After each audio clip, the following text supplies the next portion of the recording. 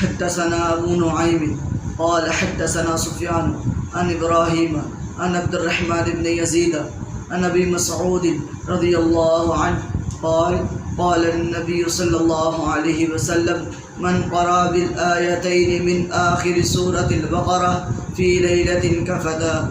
رسول اللہ صلی اللہ علیہ وسلم کے پیارے صحابی سیدنا حضرت ابو مسعود انصاری رضی اللہ تعالی عنہ فرماتے ہیں کہ رسول اللہ صلی اللہ علیہ وسلم نے فرمایا من قرأ بالآیتین من آخر سورة البقرة في ليلة كفتا۔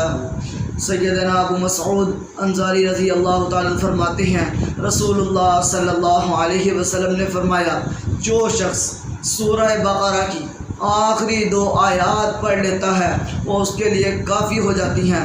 میرے بھائیوں، اگر آدمی رات کو تھکا ہوا گھر آئے اور اپنے چارپائی پر لیٹ جائے، اسے یہ خدشہ ظاہر ہو کہ اگر میں لیٹ گیا تو مجھے نیند آ جائے گی، تو یہ سورہ بقرہ کی آخری 2 آیات اس کی تلاوت کر کے سو جائے۔